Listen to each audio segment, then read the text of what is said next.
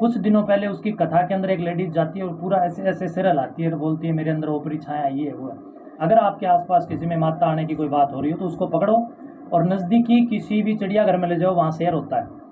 अगर उसमें माता होगी तो वो शेर पर चढ़ जाएगी पिंजरा कूद के, वरना शेर ना तो उस पर चढ़ना ही चढ़ना है। दूसरी ऐसा बात क्या है कि वहाँ पर लोग एम्बुलेंस लेकर पहुँच गए थे मरीजों को लेकर, तो कि जिस प्रकार से कहा था कि इलाज होता है ये होता है, तो लोग एम्बुलेंस तक पहुँच गए थे जी लेकर। देखिए, जींद के पूर्व और दक्षिण के बीच में एक गांव पड़ता है रोहतक रोड पर, किनाना गांव में एक व्यक्ति ने एक ढोंग चलाया कि भी मैं डबल पैसे करके देता हूँ। उसकी वहाँ बहुत भीड़ हुई और लोग मानने को तैयार नहीं हुए, लोग लालच में अंधे हो गए।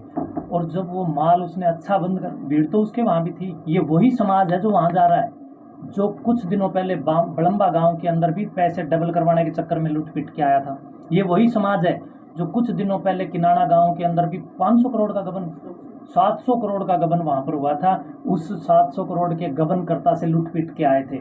ये वही लोग हैं जो कुछ दिन पहले पंचकुला में एक व्यक्ति ने 1000 करोड़ का गबन किया और समाज को डबल पैसे देने के लालच में लेकर के वो बहुत बड़ा एक लूट मचा करके भाग गया। तो ये वही समाज है जो इन पाखंडियों के और इन लालचों के अंदर धंस करके जगह जगह से लूट करके आ रहा है। इनकी भीड़ को देख करके कदापि अंदाज ना लगाया जाए कि जहाँ भीड़ है वहाँ कोई भगवान है। भगवान तो प्रकृति के कण कण में है, और जब प्रकृति के कण कण में भगवान है तो मैं समझता हूँ भूत वाले कण कहीं नहीं है। कोई भूत नहीं है, कोई प्रेत नहीं है, कोई जिंद नहीं है। परमात्मा की व्यवस्था, परमात्मा की स्थिति बिल्कुल सर्वतः सिद्ध है। इसके सिवाय दूसरा कोई यहाँ पर ढोंग नहीं है। जो एम्बुलेंस लेकर के जाने वाले लोग हैं, उन लोगों के वो कौन लोग हैं? आपने कहा ना एम्बुलेंस लेकर के, सैनीवास वाले ढोंगी से, ढोंग के आडंबर से लोग शिकार में फंस करके, उसके चंगुल में फंस करके अभी 2-4 महीने पहले यहाँ नारनौंद के पास एक गांव है, पत्रकार का गांव है वो, तो उस गांव के राथल गांव है, राथल गांव के कुछ महिलाएं एक गाड़ी किराया करके सैनीवास गई, वहाँ झाड़ा लगवा करके आई तो नारनौंद के समीपवर्ती वो आई तो गाड़ी एक्सीडेंट हो गई। 3 महिलाएं तुरंत प्रभाव से वहाँ मौके पर प्राणांत हो गया उनका। तो इन पाखंडियों ने पूर्व सूचना उनको क्यों नहीं दी? अगर इनके पास ऐसी कोई शक्ति थी।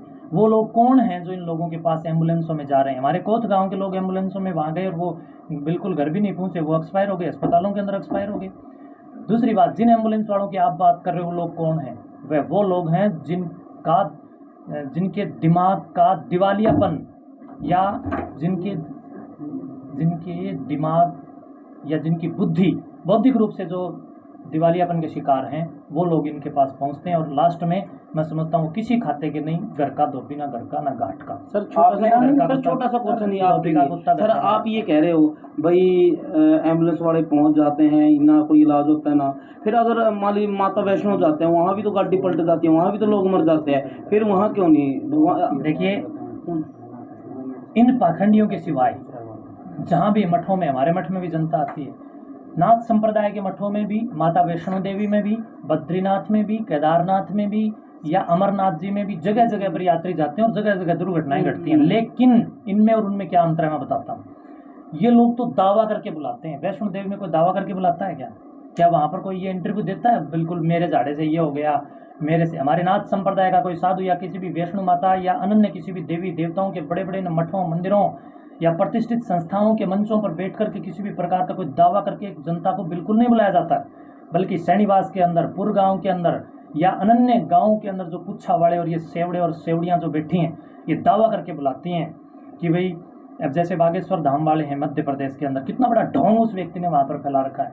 ये ढोंगी लोग जो दावा करके बुलाते हैं, कल देख सकते हैं आप, वाराणसी उत्तर प्रदेश के अंदर उसकी कथा चल रही थी और उसकी कथा के बाहर, पंडाल के बिल्कुल बाहर, कम से कम सैकड़ों की संख्या में लोग वहाँ टॉयलेट कर रहे थे, वहाँ पर लेटरिन बाथरूम कर रहे थे। पंडाल के भीतर बैठे हुए त्रिकालदर्शी को पंडाल के बाहर हो रही इस मैं समझता हूँ संविधान विरोधी कार्य, खुले में शौच आदि, ये तो हमारे कानून के विरुद्ध है, वो दिखाई नहीं दे रहा। दूसरी बात, कुछ दिनों पहले उसकी कथा के अंदर एक लेडीज जाती है और पूरा ऐसे ऐसे सिर हिलाती है और बोलती है मेरे अंदर ऊपरी छाया ये है वो है। लेकिन वो जब ऐसा ढोंग कर रही है और बीच में वो फिसल करके या जैसे तैसे गिर जाती है, उसका हाथ टूट जाता है। हाथ टूटते भूत गायब, हाथ टूटते उसके अंदर आने वाली आत्मा गायब, वो हाथ टूटते ही वो दर्द इतना हुआ कि ओपरी प्राय कुछ भी नहीं रही है, एक ढोंग है, वो साबित वो तो जी जागरणों में भी होता है, माता लक्ष्मी आ गई, सब ढोंग हो रहा है। काली माता आ गई, काली माता ने कितना टाइम है। जब 786 साल तक सभी दर्शकों से अपील करूंगा, कहना चाहूंगा, बताना चाहूंगा, समझाना चाहूंगा और दिखाना चाहूंगा, और आपको ही विचार करने के लिए मैं अपील करना चाहूंगा कि जब अपना देश 786 साल तक मुसलमानों के गुलाम था और मुसलमान हमारे पूर्वजों को मुद्दे पटक पटक करके उनके पिछवाड़े पर जब डंडे मारते थे, बैंत मारते थे, जब एक में भी माता नहीं आई, एक में भी हनुमान जी नहीं आई, एक में भी काली नहीं आई, एक में भी भूत नहीं आया, और 200 साल तक अंग्रेजों ने मुद्दे पटक पटक के खूब छेते हैं। दिल्ली के दरबारों से लेकर के राज्य जहाँ पर बसे हुए हैं अभी, इन सभी जगहों पर हमारे पूर्वजों को कितने विदेशी आक्रांताओं के द्वारा किन किन मौत और बेढंगी जीवन दिनचर्या जीने के लिए बाधित किया गया। एक में भी काली पीली धोली लाल माता बारली भितरली हनुमान कुछ भी नहीं आया। उस समय ज़्यादा जरूरत थी ना, जब गुलामी का कालखंड था, विपरीत स्थितियां थी, विदेशी आक्रांताओं का यहाँ जलजला दबदबा और मारकाट थी, जब हनुमान जी की ज़्यादा जरूरत थी कि नहीं थी। लेकिन लोगों की थाली में जब अब रोटड़ी खा के जब टुकड़ा बचने लग गया, अब लोगों में माता आ रही है। कैसे जांच करें किसमें माता आएगी? सर लास्ट क्वेश्चन मैं आपको बताना चाहता हूँ एक बार, कैसे जांच करोगे कि किसी के अंदर माता आई हुई? जिसमें माता आई हुई हो, सभी दर्शकों से कहना चाहूँगा, अगर आपके आसपास किसी में माता आने की कोई बात हो रही हो तो उसको पकड़ो और नज़दीकी किसी भी चिड़ियाघर में ले जाओ, वहाँ शेर होता है। अगर उसमें माता होगी तो वो शेर पर चढ़ जाएगी पिंजरा कूद के, वरना शेर ना तो उस पर चढ़ना ही चढ़ना है। दूसरी बात, अंदर हनुमान जी आगे, बालाजी आगे ऐसे ऐसे करते हैं। पहली बात तो बालाजी कोई स्प्रिंग को नहीं जो तेरे अंदर आ गया और तू ऐसे करने लग गया, सही बात है। और दूसरी बात, अगर किसी के अंदर हनुमान जी आते हैं वो ऐसे ऐसे करता है तो भाई तू ऐसे ऐसे नीचे छात से कूद, कोई दिक्कत नहीं। लेकिन हनुमान जी महाराज के बारे में हमने ये सुना है, जाना है, पढ़ा है पुराणों के अंदर। पौराणिक लोग और पौराणिक सृष्टि के जो लोग हैं वो ये बात मानते हैं कि हनुमान जी पहाड़ लेके उठते थे।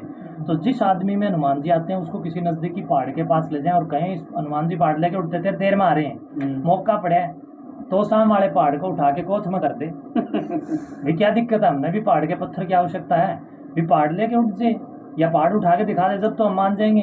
तो आज तक हनुमान जी महाराज ने कभी किसी को झाड़ा नहीं लगाया। आपने रामायण देखी हो, किसी को हनुमान जी ने झाड़ा लगाया? नहीं। राम जी ने झाड़ा लगाया? किसी और देवी देवताओं ने झाड़े फूंक करी, ये तंत्र विद्या करी? नहीं ना। कृष्ण जी ने झाड़ा लगाया? महाभारत देखो, कुछ भी नहीं किया ना। हनुमान जी ने जिंदगी तो किसी का झाड़ा नहीं लगाया। अब इन बीड़ी पीणिया में, दारू पीणिया में, सिगरेट पीने वालों में, नशेड़ियों में, सेवड़ों में हनुमान जी आगे झाड़े लगाओ हैं। ये कितनी तुच्छता और नकली बातें हैं, समाज को भ्रमित करने के सिवाय ये और कोई कुछ भी नहीं है। करें और इनकी जो ये झूठी चौकी लगाते हैं, कोई गोरखनाथ की चौकी लगाता है, कोई हनुमान जी की चौकी लगाता है, इन चौकियों की शिकायत पुलिस चौकी में करा दो। जब पुलिस वाले इनका जूत मारा ना, तब एक में भी कुछ नहीं पाता। जो देवी देवताओं के आने का वो घोंसला करते हैं ना, जब पुलिस के डंडे पड़ते हैं, जब एक में कोई देवता या भूत प्रेत मिलता ही नहीं। आपने इसकी बात बिल्कुल सत्य हो और हो भी सकता है, लेकिन अगर थोड़ा सा दूसरी तरफ देखा जाए, ये महिला जो है ये शराब छुड़वाने का काम करती है, क्या आपको नहीं लगता कि वो काम तो कम से कम अच्छा कर रही है? आज तक एक की भी शराब नहीं छूटी। आप ओरिजिनल शराब को, ओरिजिनल जो शराब होती है वो किसी भी व्यक्ति को पिलाओगे तो भीतर तक फूंक देती है वो, बिना पानी मिलाए।